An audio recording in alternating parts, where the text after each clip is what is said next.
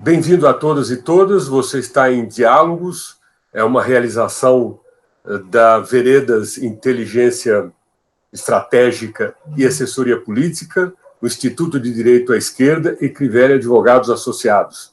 Nós estamos começando hoje o nosso primeiro episódio, nós temos 3 convidados aqui para discutir o tema de fundo nosso, que é o papel das estatais para a superação da crise. Temos Ricardo Berzoini, ex-dirigente sindical, ex-deputado federal por 4 mandatos, foi ministro no governo Lula e no governo Dilma. Temos também José Maria Rangel, que é coordenador da Federação Única dos Petroleiros, da CUT, ou seja, tem um papel central nas negociações com a Petrobras, e também conosco Sérgio Takemoto, que é presidente da Federação das Associações de Pessoal da Caixa Econômica Federal. É uma entidade, para além do trabalho de representação, tem também várias empresas e outras entidades ligadas à FENAI, como é conhecida. Bem-vindo a todos. Nós vamos começar aqui com esse tema, hoje de fundo.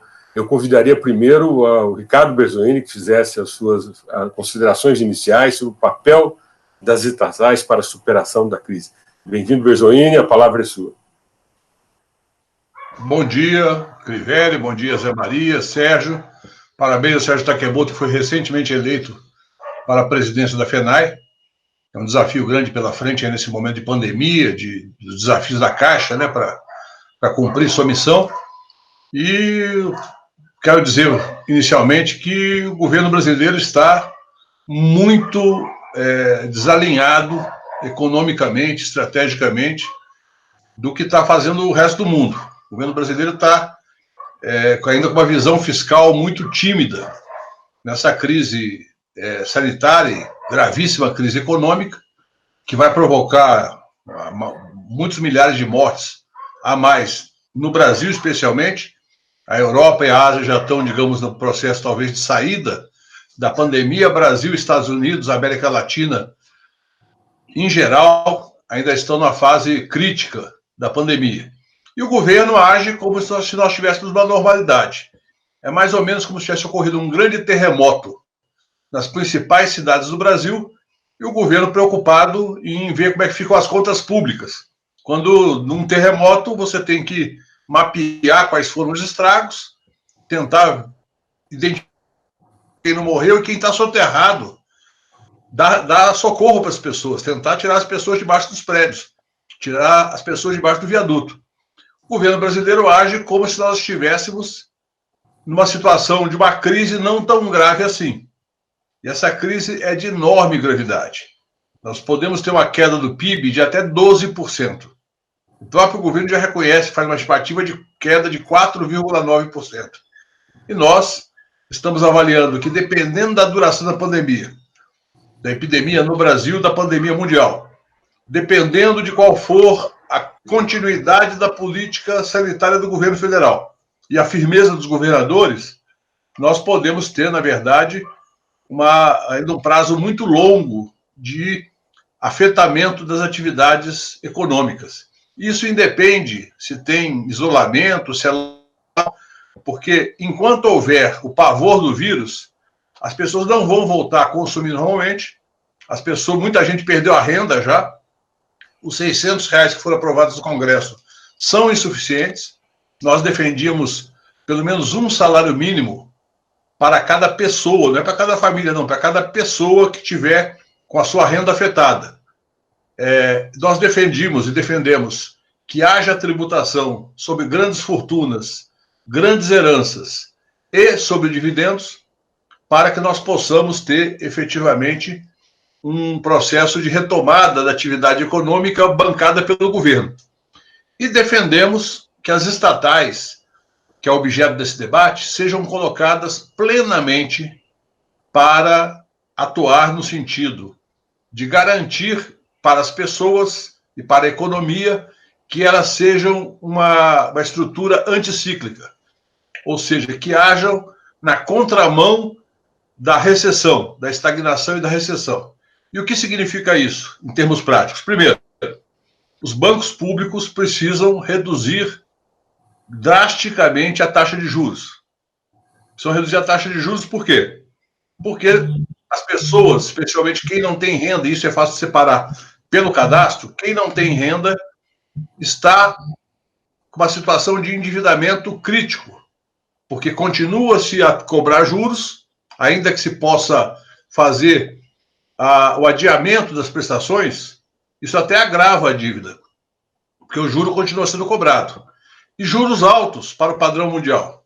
Então, ou os bancos públicos reduzem drasticamente para pouco mais de 50% acima do custo de captação, ou nós teremos problemas de pessoas físicas e pessoas jurídicas, que vão quebrar por conta da insensibilidade da direção da Caixa, do Banco do Brasil, do Banco do Nordeste, do BASA, Banco da Amazônia e do BNDES.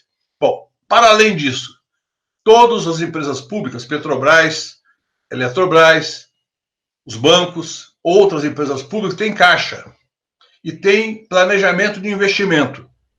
Seria correto que o Ministério da Economia orientasse todas as empresas a antecipar investimentos, antecipar gastos. Por quê? Porque você trabalha na linha contracíclica de, enquanto outros estão reduzindo investimentos, você amplia seus investimentos, você antecipa investimentos usando o seu caixa. A Petrobras, por exemplo, tem um programa que vai... normalmente o planejamento da Petrobras vai até 5, 10 anos de investimento. Ela pode antecipar uma parte disso para reativar a economia agora e depois que terminar as medidas de isolamento, que aí é mais fácil, inclusive, viabilizar essas operações industriais e de prestação de serviços. E, por fim, para não me alongar muito, lembrar que nós temos no Brasil uma situação que é sui generis. O Brasil ainda tem, apesar de já ter sido gasto uma parte, 300 bilhões de dólares de reservas cambiais. Nós podemos usar 100 bilhões de dólares, que no câmbio atual é quase 600 bilhões de reais, dessa reserva, uma operação autorizada pelo Congresso Nacional, evidentemente não pode ser feito sem autorização, para fazer em infraestrutura. E eu não falo só de infraestrutura logística, eu estou falando de infraestrutura humana, que é construir novos hospitais, construir novos postos de saúde, construir casas pelo Minha Casa Minha Vida, com foco na população mais pobre, que a pandemia mostra que a falta de condições adequadas de moradia cria para essas pessoas a dificuldade até do isolamento e saneamento básico. Esse pacote de 100 bilhões de dólares, ele poderia ser gradual, evidentemente, não é todo de uma vez, mas ele garante para os investidores privados um horizonte de atividade econômica para fazer os investimentos em cada empresa, empresas pequenas, médias e grandes, de construção civil, de prestação de serviço para a Petrobras, de prestação de serviço de tecnologia para os bancos, de saneamento, habitação, elas podem se planejar para investir o caixa que ainda tenham ou até tomar empréstimo dos bancos para fazer o investimento alinhado com esse programa de investimentos em infraestrutura bancado pelas reservas cambiais. Não é tempo de normalidade.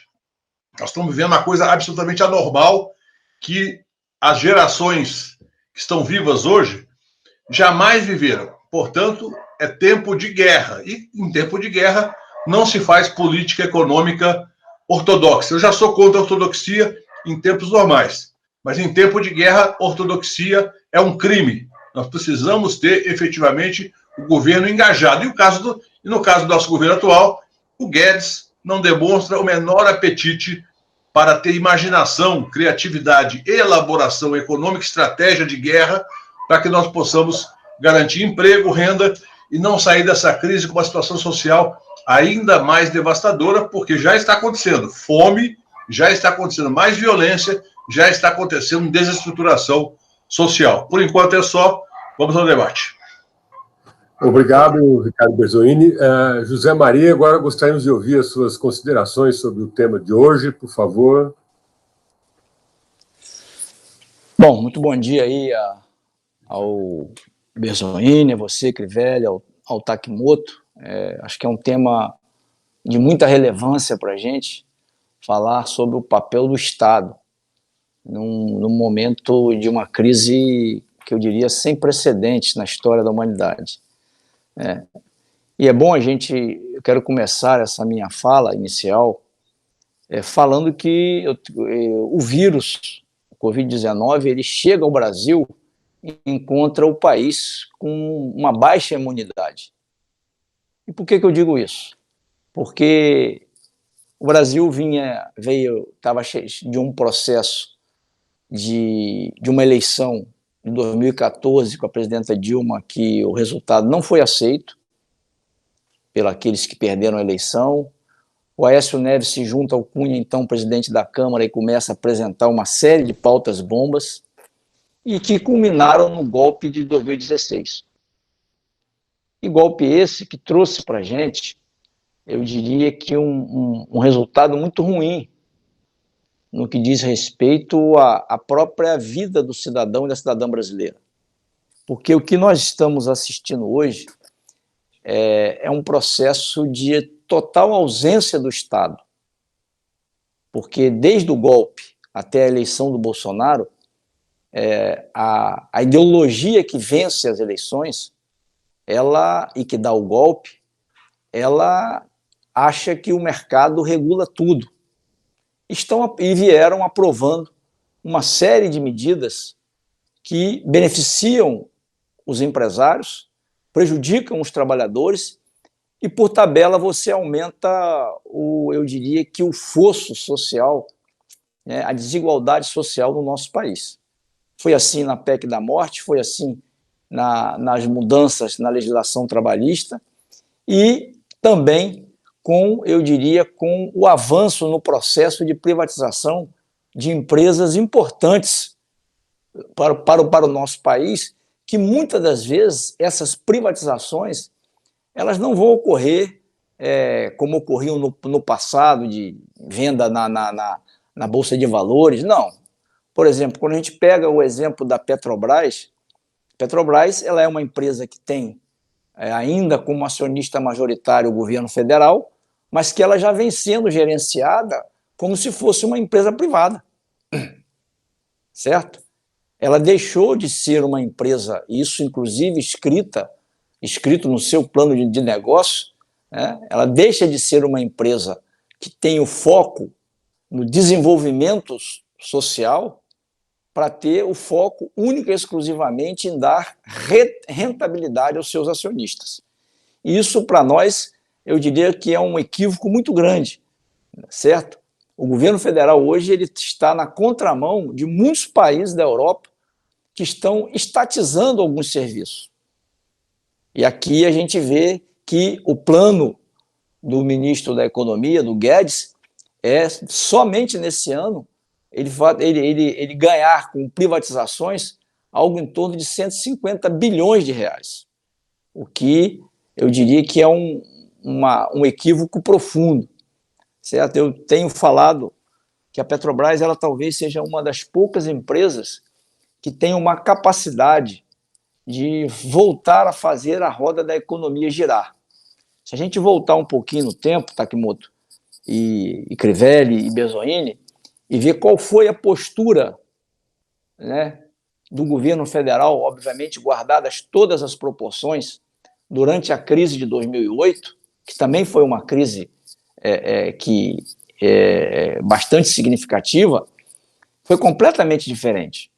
As empresas estatais, e aí eu posso citar aqui o Banco do Brasil, a Caixa Econômica, o próprio BNDES e a Petrobras, eles tiveram um papel relevante, eu diria que para encarar a crise e para a gente superar aquele momento e continuar gerando emprego, gerando renda.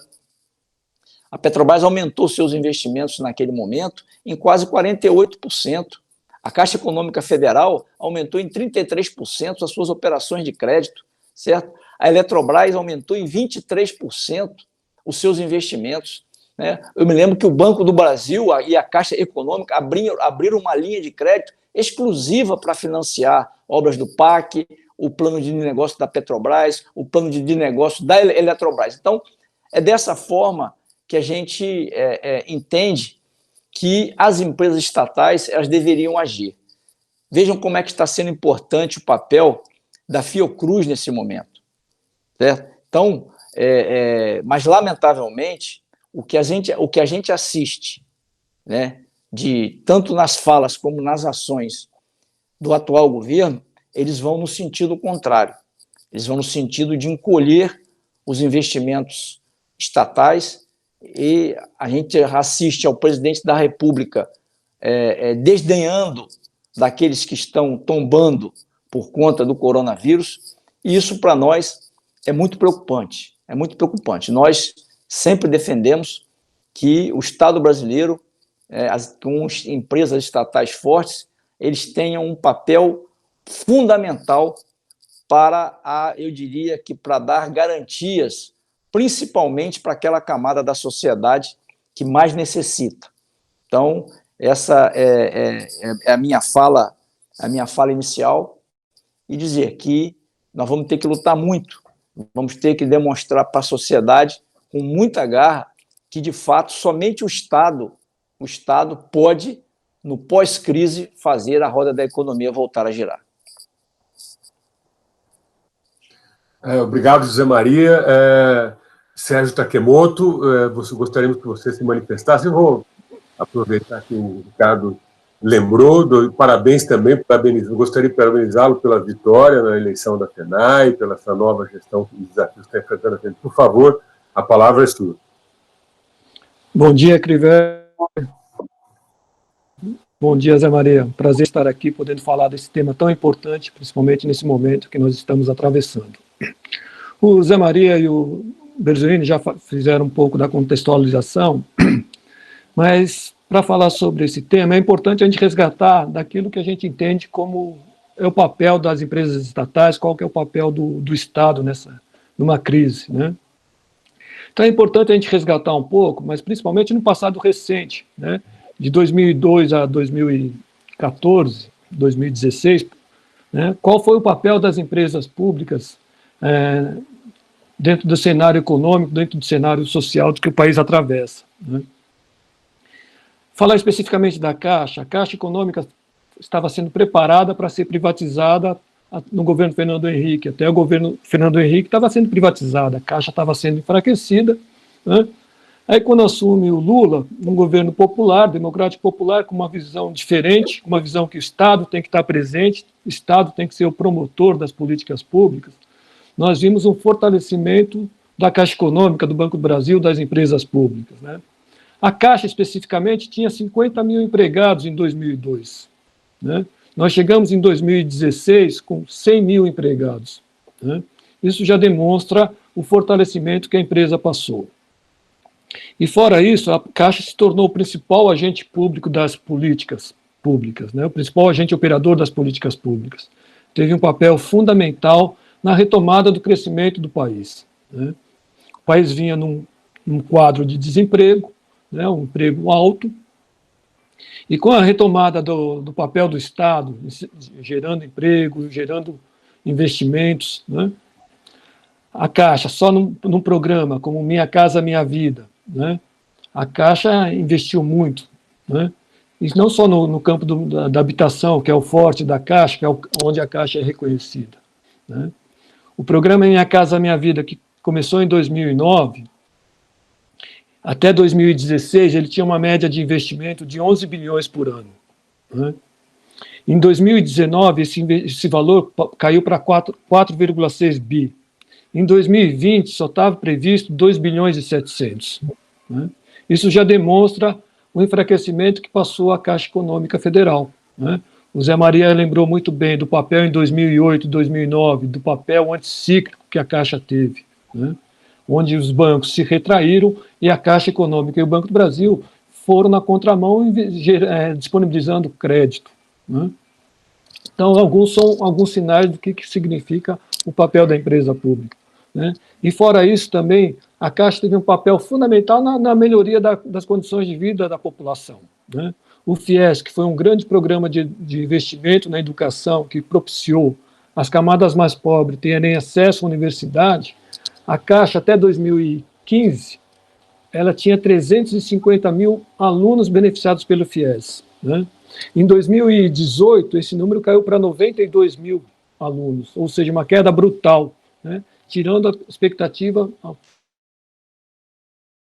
pobres terem acesso à educação, né? E hoje, o que a gente está vendo, né? Hoje, nessa crise, a Caixa está sendo fundamental, né?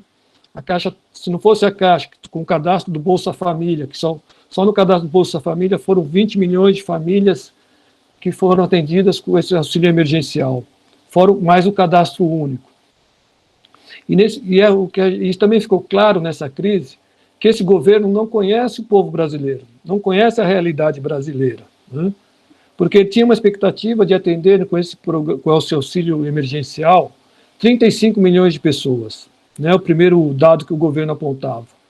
E a Caixa já pagou mais de 50 milhões de pessoas, tem mais 20 milhões de pessoas, né, esperando ser atendidas, né, que estão fora, que não foram atendidas ainda, ou seja, são no mínimo 70 milhões de brasileiros que vão ser atendidos, ou seja, 1/3 da população brasileira está dependendo desse auxílio emergencial, né? Isso já demonstra o tamanho da desigualdade desse país, o tamanho da miséria que se encontra esse país.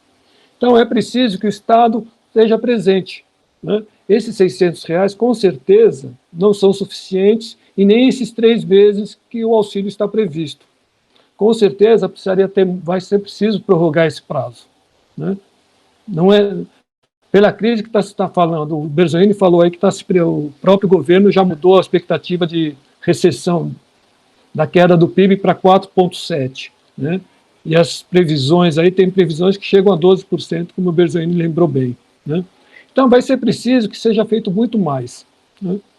Só que esse governo, eu não acredito que com esse governo, a gente tem expectativa, tem esperança que ele vai mudar a linha da política econômica que ele vem adotando, né? Porque já anunciaram que, passando essa pandemia, vai se retomar o programa de privatizações.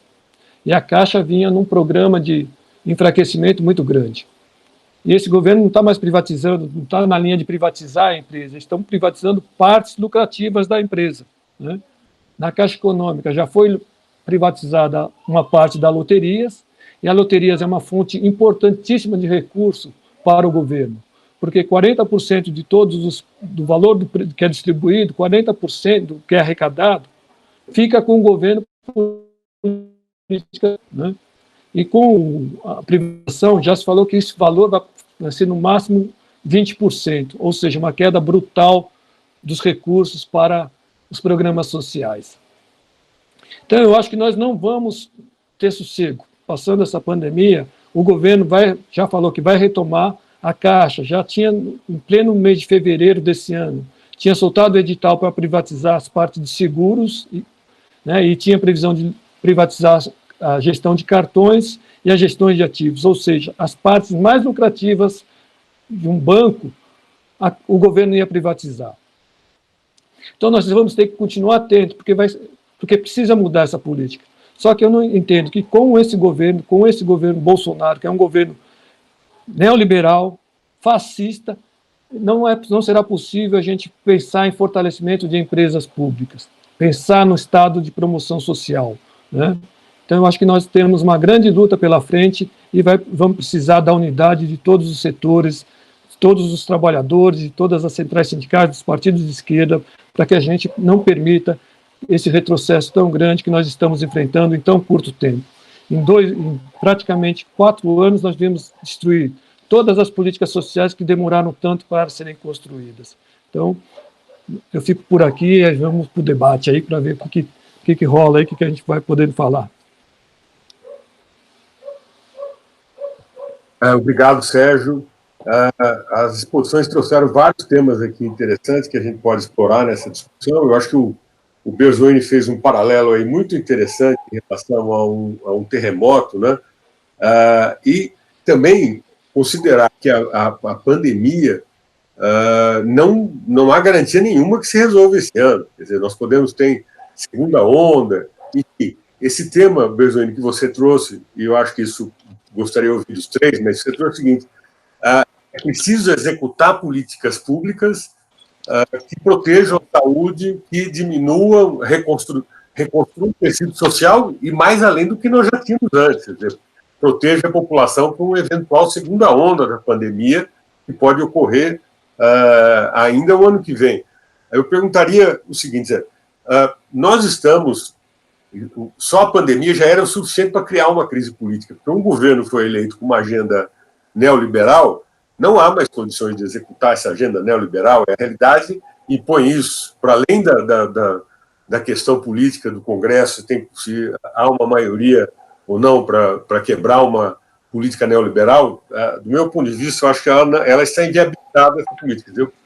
Eu perguntaria o seguinte, e uma outra onda de dificuldade que nós temos é o seguinte, está claro que é necessário construir algumas cadeias, até para proteger a população, algumas cadeias produtivas. Mesmo movimento que está fazendo os Estados Unidos, fazendo França e outros países, a desorganização no plano das relações internacionais, está claro que as cadeias produtivas, com o grau de desterritorialização que alcançaram durante esse processo de globalização, não se consegue garantia de entrega de produtos em meio à crise sanitária.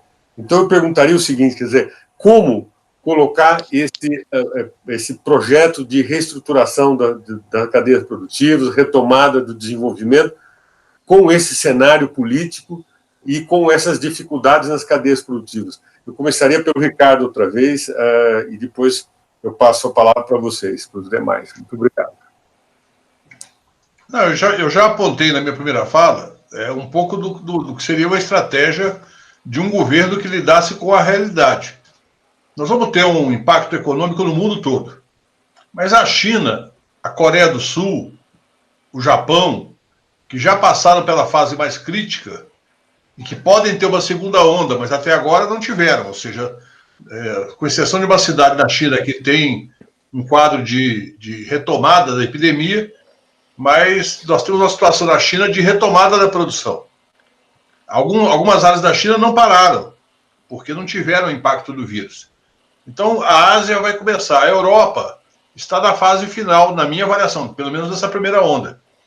As mortes e os novos contágios na Itália, na Espanha, no Reino Unido, já estão numa fase de decréscimo.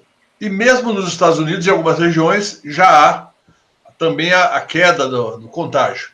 O Brasil não. O Brasil, o contágio está subindo e o número de mortes está subindo. O Chile flexibilizou o isolamento, a quarentena, antes da hora, e Santiago agora decretou lockdown. O que nós temos que fazer? Primeiro, para garantir a saída da pandemia no Brasil, da epidemia local, parte da pandemia mundial, nós precisamos ter mais isolamento, não menos isolamento. Mais isolamento precisa de renda, as pessoas precisam de renda. R$600 quebra um galho, mas não resolve o problema. As pessoas recebem os R$600 e vão tentar ganhar alguma coisa a mais para poder pagar conta de luz, água, comprar gás, comprar alimento e, eventualmente, um remédio, alguma coisa que estão precisando. Com R$600 não conseguem. Por isso, nós propusemos um salário mínimo, que também é pouco, mas já é um valor que permite a maior parte das pessoas segurar um pouco o seu recolhimento nesse período. Então, é preciso ter investimento público. Então, por exemplo, para que nós possamos, daqui a 2 ou 3 meses, estar num cenário de recuperação, nós precisamos tomar decisão agora. Que tipo de decisão? Por exemplo, vai se aplicar R$3 bilhões, o desembolso é imediato, todo mundo sabe disso, obra pública. Às vezes é difícil até você conseguir gastar, porque tem todas as questões de licitação, questionamentos judiciais, aprovação, TCU, Ministério Público, etc. Então, toma a decisão agora, daqui a 2 ou 3 meses vai começar a gastar. Mas as pessoas que estão envolvidas na construção civil, no fornecimento de equipamentos e serviços, já começam a perceber, vai ter a construção de uma estrada, a duplicação de uma estrada entre Brasília e Belo Horizonte, por exemplo, que começou a ser duplicada e não terminou, porque a empresa devolveu a concessão. Vai ter um investimento grande em banda larga. Nós vamos colocar fibra ótica em toda a periferia das grandes regiões metropolitanas. As empresas privadas não colocam. A empresa privada bota fibra ótica nos bairros ricos, porque eles querem receita. Vai ter ampliação do 4G e do 5G, vai ser implantado o 5G até o final de 2021. E o gasto vai ser de 7 bilhões de reais. É isso que eu estou falando. Isso mobiliza investidores privados nacionais e internacionais para disputar esse mercado. Agora, se o governo fala, não pode gastar, senão a dívida vai subir, o que vai acontecer? A crise social vai aumentar e a arrecadação do governo cai. É a burrice do próprio governo.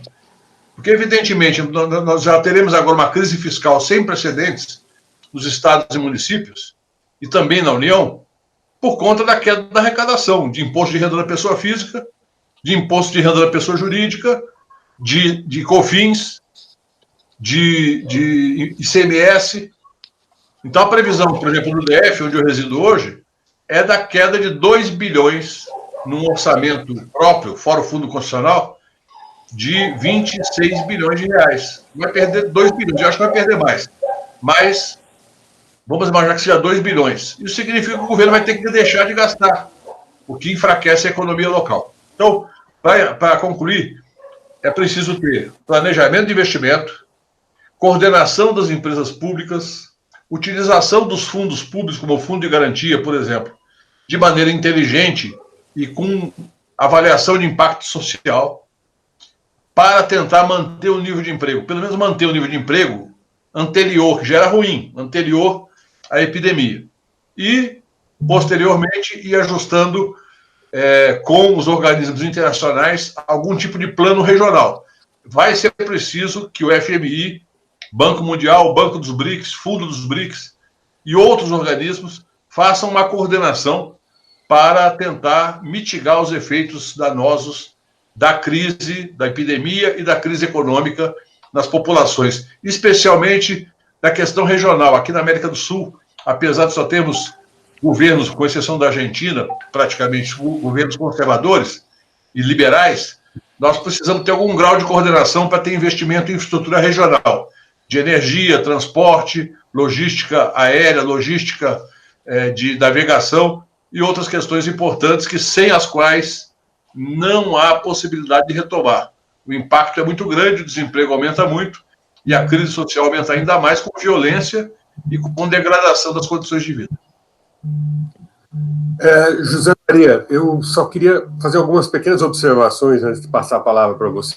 Talvez a Petrobras seja a empresa estatal que mais sofreu redução no modelo de negócio, né? Porque abriu mão de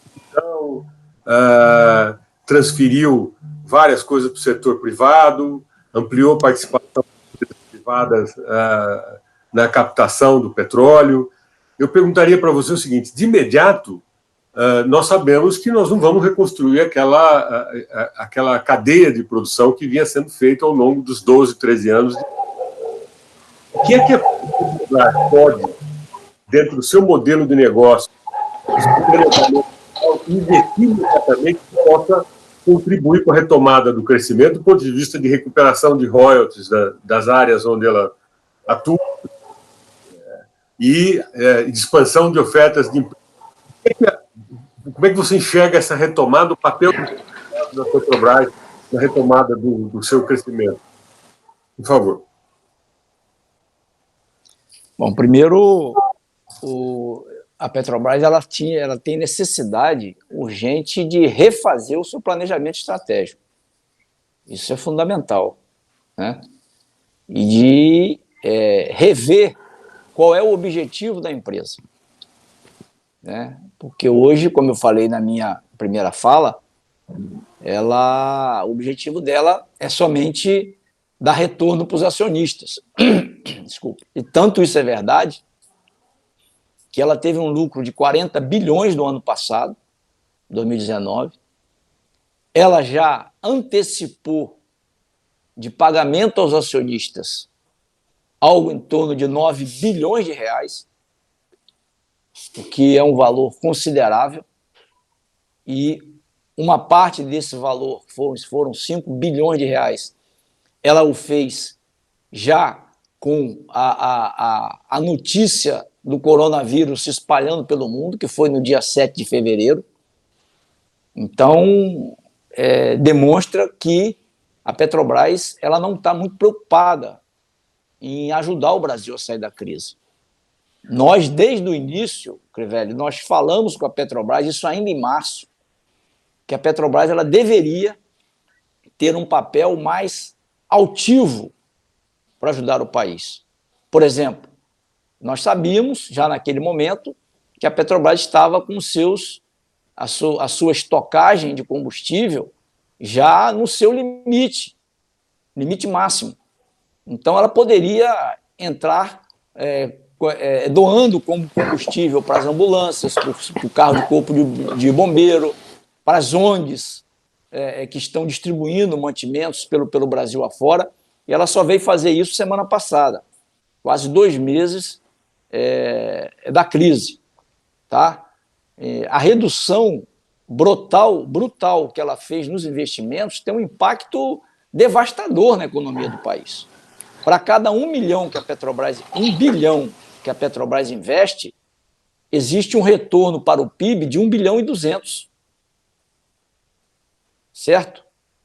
Então, a Petrobras, que já chegou a responder por 13% do PIB nacional, investindo no país algo em torno de 300 milhões de reais por dia, a Petrobras já investiu no Brasil 300 milhões de reais por dia. Foi na época que ela chegou a responder por 13% do PIB nacional. Ela hoje faz um caminho completamente inverso. Ela hiberna plataformas, ela demite trabalhadores terceirizados. Nós tivemos, ao longo dos últimos anos, uma demissão de mais de 250 mil pessoas no setor de prestação de serviço e num setor que ela tem a capacidade, se ela investir, ela tem a capacidade de movimentar setores, por exemplo, como a construção civil, o setor metalúrgico, a construção naval, o setor de hotelaria, movimento comércio, movimento habitação, movimento transporte. Então, a Petrobras ela tem uma capilaridade impressionante, mas que isso não está na cabeça do atual presidente da companhia, o Castelo Branco.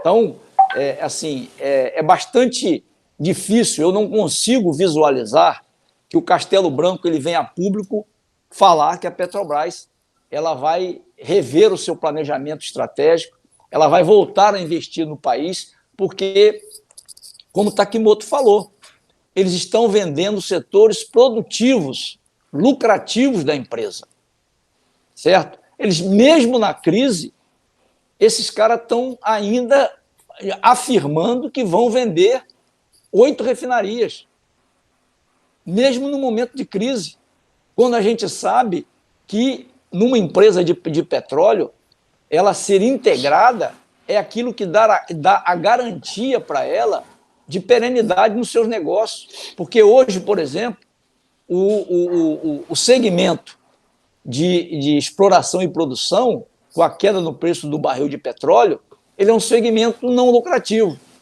Mas quando você vem para o segmento do refino, ele é um segmento que ele é lucrativo. E aí o que a Petrobras fez? Vendeu a sua participação acionária, ele hoje não é o sócio majoritário mais, na BR Distribuidora, que é um setor, que era um segmento da companhia altamente lucrativo. Então, essas decisões equivocadas da companhia, elas estão levando a Petrobras a se apequenar no setor.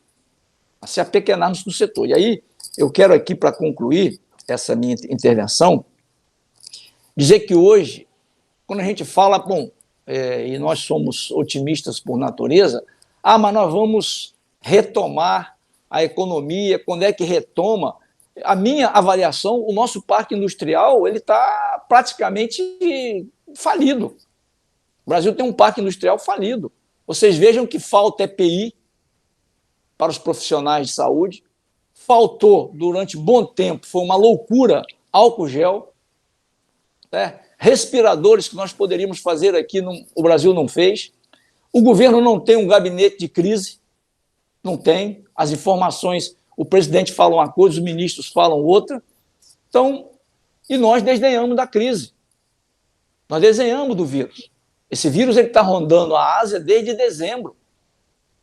Não houve, em nenhum momento, uma articulação do governo para sentir como é que nós vamos enfrentar a crise. Hoje eu fico vendo as filas quilométricas que são feitas à frente das agências da Caixa Econômica Federal, inclusive colocando em risco a vida não só daqueles que estão na fila, como também dos funcionários da Caixa, para o cara ir lá receber os R$600. Mas isso é fruto de quê? De uma política devastadora de desigualdade social. Porque você tem mais de 40 milhões de pessoas desempregadas, você tem a volta da miséria e da fome, você tem a uberização do trabalho. Então, como é que você chega para um cidadão que o Estado não abraça ele e fala para ele ficar em casa?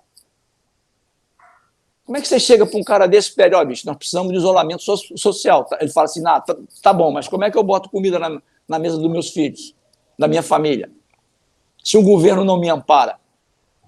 E a gente não vê uma movimentação do governo nesse sentido. Pelo contrário, o ministro da Economia, o Castelo Branco, ele quer aprofundar a sua política, avançar na sua política neoliberal, na sua política de privatização, na sua política de entrega do patrimônio público. Então, isso hoje tem que estar muito claro. E nós, que somos agentes políticos, nós temos que denunciar isso para a sociedade. Apesar de nós não podermos nos deslocar, fazer as nossas reuniões, a gente tem que denunciar isso. E aí eu quero aqui fechar dizendo, ressaltar a participação fundamental que os movimentos sociais têm tido nesse momento de crise, quer seja na distribuição de cestas básicas, quer seja na distribuição do próprio gás de cozinha, estão tendo um papel, eu diria, fundamental e de solidariedade, que para mim é a palavra-chave nesse momento. Obrigado, Zé Maria. Sérgio, uma das bandeiras do movimento sindical e da própria FENAI sempre foi a bancarização, né? A bancarização. Durante o governo Lula e o governo Dilma, houve, como você mostrou na abertura, uma grande expansão da rede física da Caixa Econômica Federal. Agora, o país, o Brasil hoje, que tem quase 1,6 celular por habitante, e a própria dificuldades do governo de fazer esse dinheiro, como é que você enxerga uma expansão de investimentos, e a Caixa Econômica Federal administra, é o estuário de vários fundos públicos, como é que ela poderia atuar de forma mais ágil e desafio que representa para os funcionários da Caixa num momento em que o governo está querendo, inclusive, regulamentar que as fintechs façam o papel de correspondente bancário.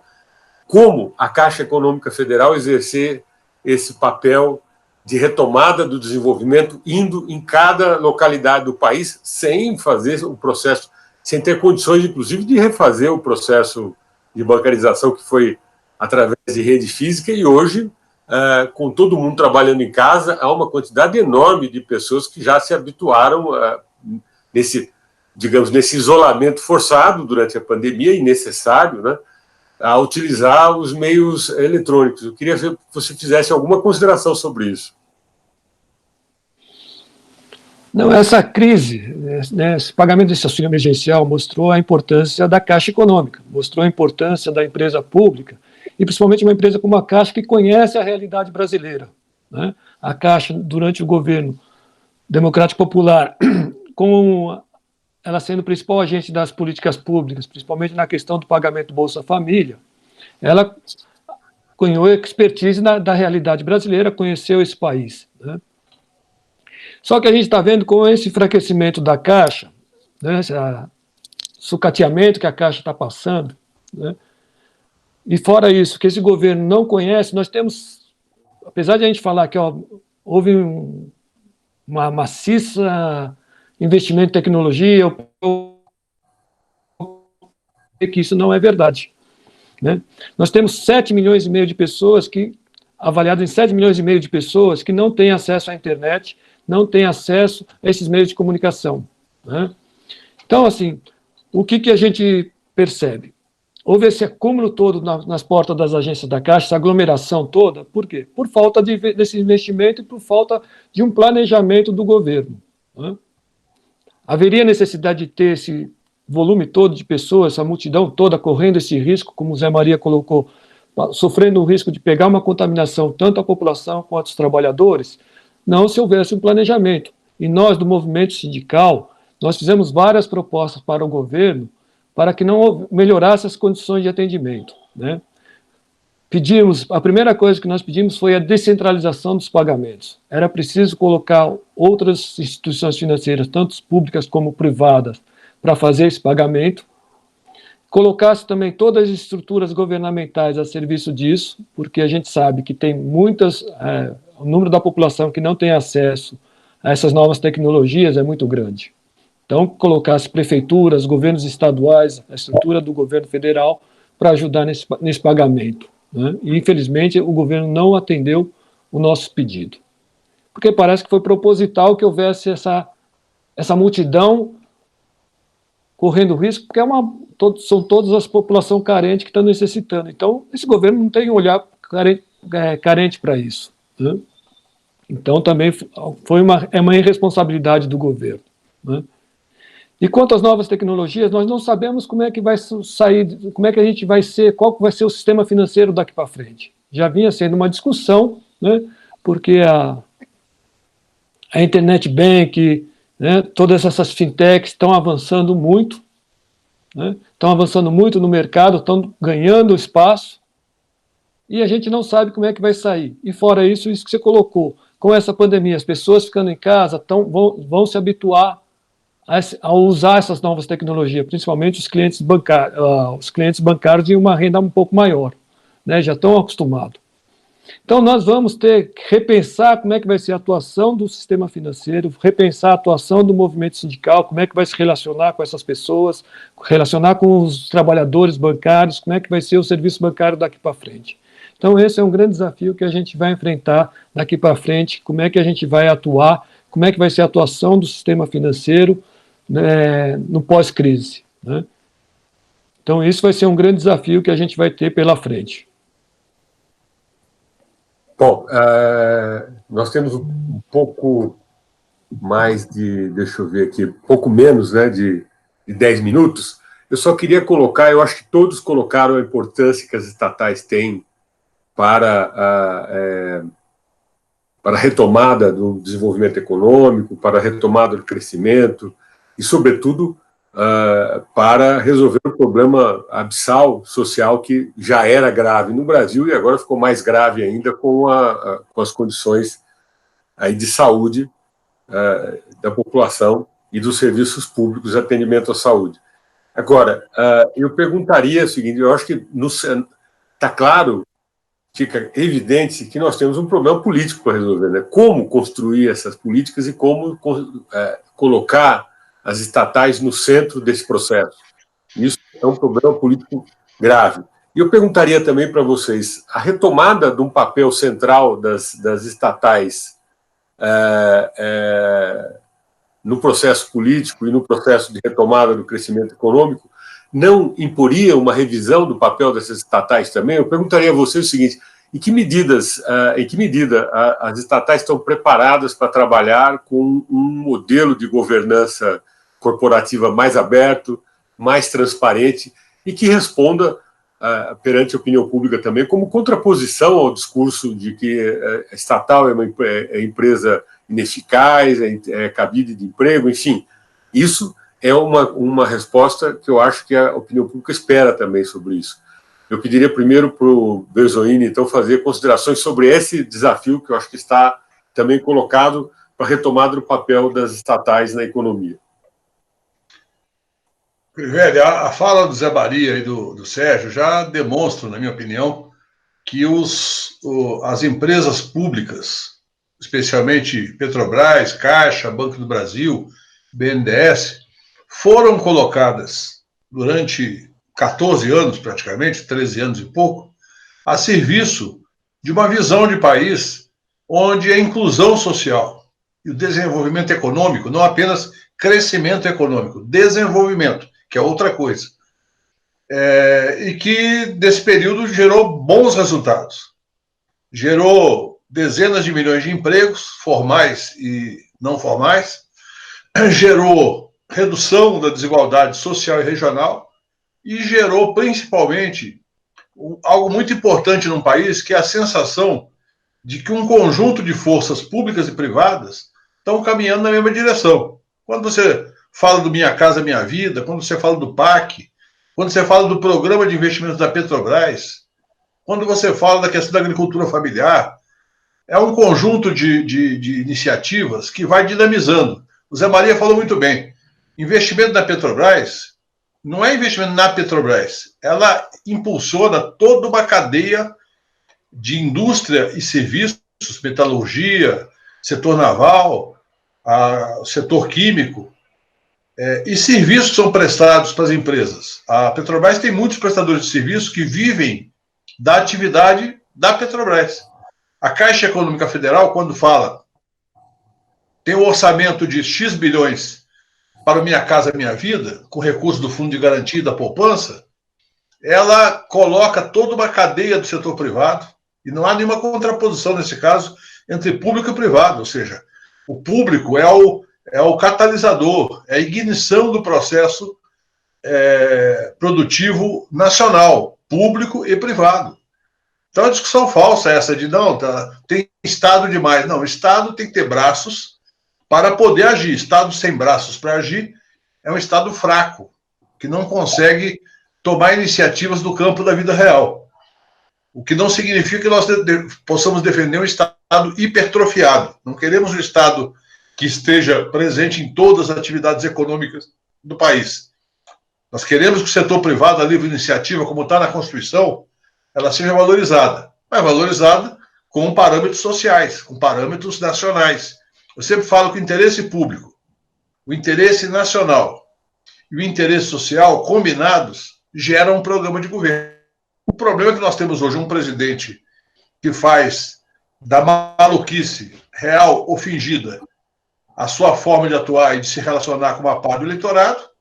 Nós temos um governo que a orientação é ultraliberal e um liberalismo tosco, né? Porque tem liberais muito mais inteligentes e cultos do que o Guedes. Tanto é que a Mônica de Bolle e o Armínio Fraga defenderam que a ajuda às pessoas carentes prossiga até o final do ano. E nós do PT defendemos que permaneça pelo menos por um ano, senão para todos sempre em patamares orçamentários realistas. Mas para encerrar, então, para não me alongar demais, nós temos hoje empresas estatais que têm defeitos, têm problemas, especialmente têm defeitos agora com essa gestão, mas que têm seus defeitos. Tem um corporativismo, muitas vezes tem uma visão equivocada sobre como tratar a relação dos seus trabalhadores com a sociedade, mas são empresas que, quando colocadas sob orientação adequada, elas são capazes, efetivamente, de cumprir um papel social muito relevante, sem o qual o Brasil não vai se desenvolver, social e economicamente, sem o qual o nosso projeto de nação justa, fraterna e solidária, que está na Constituição, não é discurso da esquerda, está na Constituição Federal, o projeto de uma sociedade solidária, fraterna. Portanto, precisamos ter um projeto econômico alinhado à Constituição. O Guedes, na minha opinião, é inconstitucional. Zé Maria, gostaria de fazer suas observações? Hein? Bom, primeiro, pegando aí a carona na fala do Berzolini, essa questão da renda mínima, o Papa Francisco, na sua homilia do domingo de Páscoa, ele defendeu que os países, no pós-crise, eles tenham uma renda mínima permanente, né, para aquelas pessoas que precisam. Né? Inclusive, numa análise de conjuntura que o Stedley fez para a gente, ele comentou que o Suplicy deve estar vibrando com essa fala do Papa, certo? Então, esse é um dado. O outro é que a gente tem que pelo menos, buscar entender que, durante muito tempo, a Operação Lava Jato, essa farsa da Lava Jato, ela colocou na cabeça das pessoas que o Estado é corrupto. Tá? E as pessoas acreditavam nisso, que o mercado regulava tudo, então, portanto, não era necessário menos Estado, porque o Estado sendo corrupto, obviamente, aquele discurso fajuto do combate à corrupção, que nós sempre fizemos, né? E aí não vou aqui me alongar para dizer as ações que foram feitas nos governos popular e democrático, né, no sentido de fortalecer as instituições fiscalizadoras. A própria fala do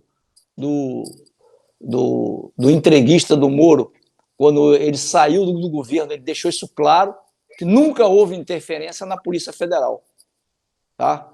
Quando o governo era da presidenta Dilma. O outro aspecto que eu queria levantar aqui, Crivella, é a falta de diálogo social. Isso, para mim, é fundamental.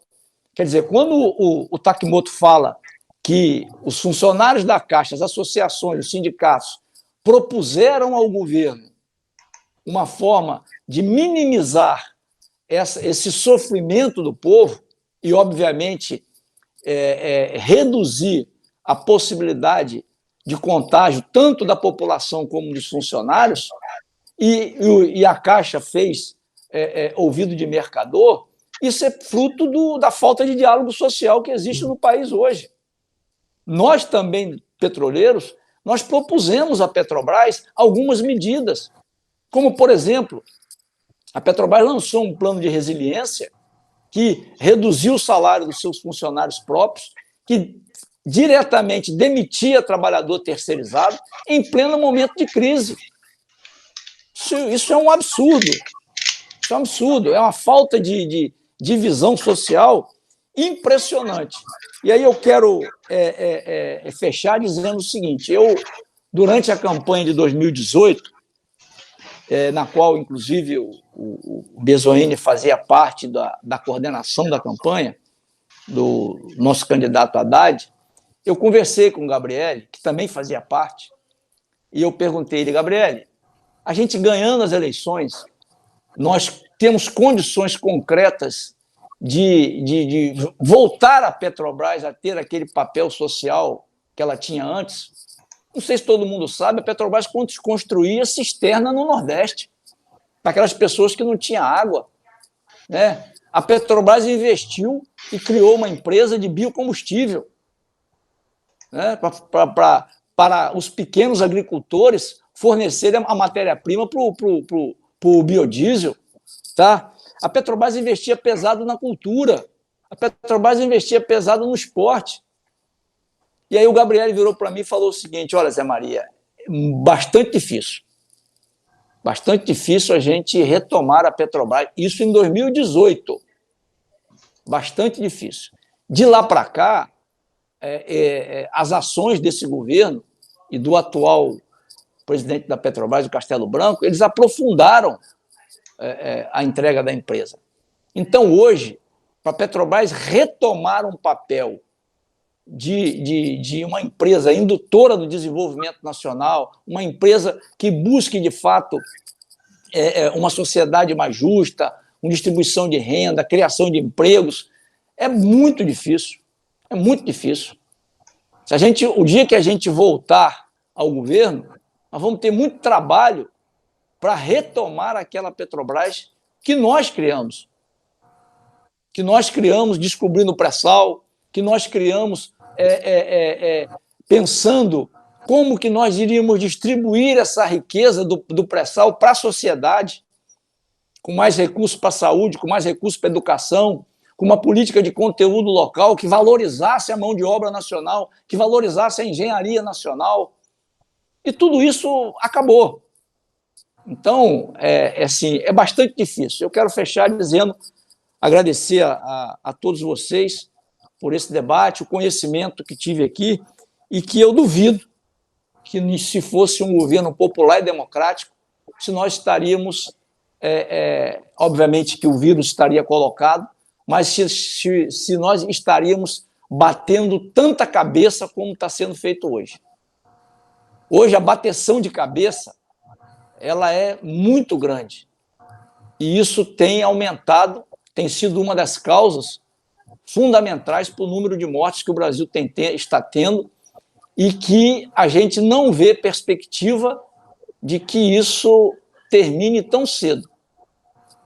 A gente não vê, lamentavelmente, a gente não vê essa perspectiva, justamente por essa bateção de cabeça que o governo tem e pela insensibilidade social que essa coisa que está lá no Palácio do Planalto tem. Obrigado, Zé Maria, pelas suas observações. Sérgio, por favor. Não, tem uma frase que a gente costuma dizer, que é o seguinte: quando a Caixa se mexe, o Brasil se mexe. Né? Porque quando a Caixa entra em campo, só como o Berzolini falou, quando a gente anuncia que a Caixa vai liberar tantos bilhões para o financiamento de moradia, há toda uma preparação realmente das construtoras, tem que contratar pessoas, né? E cada emprego que é gerado na construção civil gera 2,1 empregos na cadeia toda, né? No comércio, em todos os outros setores. Porque quem compra uma casa quer mobiliar, quer colocar móveis novos, então gera toda uma expectativa, né? E isso é fundamental por isso que é fundamental que a gente retoma. E uma outra discussão que está sendo feita no mundo pós-pandemia é o fortalecimento do mercado interno, né? A China já está anunciando que vai fazer um programa, um plano econômico para os próximos 5 anos, fortalecendo o mercado interno, por causa dessa disputa com os Estados Unidos, né? E o governo brasileiro, né, no governo democrático popular, o Lula sempre dizia que pobre não é o problema, pobre é a solução, né?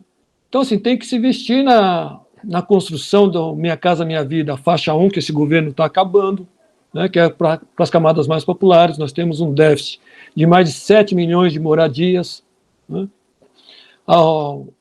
A construção civil já foi responsável por mais de 6 milhões de empregos, ou seja, são setores que respondem rápido à crise, né? Se nós investirmos neles, a retomada do emprego vai ser muito mais rápido, né?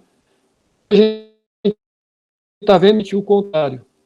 Todas as medidas que esse governo tem adotado é no sentido do quê? Jogar nas costas dos trabalhadores a responsabilidade pelo pagamento da crise, né? As provisórias que possibilitam do salário dos trabalhadores em até 70%, né? Está jogando agora a crise, os funcionários públicos ficarem 2 anos sem reajuste, né? Está tirando os sindicatos das negociações, está tudo colocando o empregado para fazer a negociação individual, né? Ou seja, aposta no caos, né? Aposta na desorganização e aposta no enfraquecimento da luta dos trabalhadores na organização.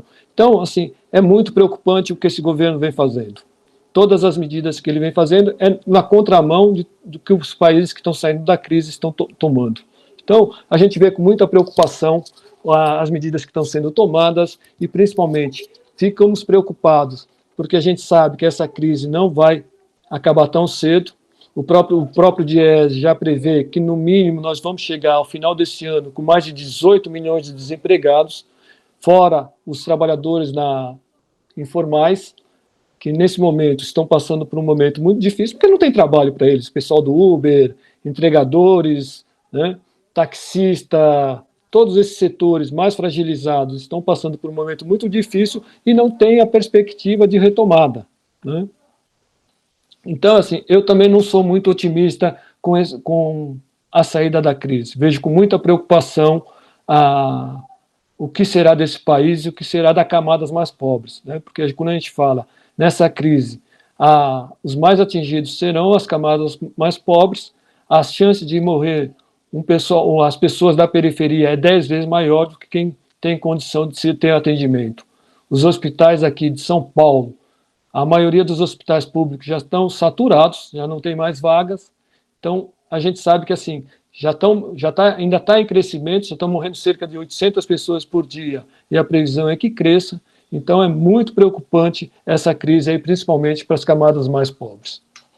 Chegamos ao final desse episódio. Obrigado àqueles que nos acompanharam até aqui. Eu gostaria de agradecer a participação aqui do do Sérgio Takemoto, Ricardo Berzoini e José Maria Rangel, e lembrar as pessoas que estão nos assistindo que dia 28 de maio próximo nós teremos o episódio número 2, quando nós iremos discutir o papel dos bancos públicos na retomada do crescimento. Obrigado a todos.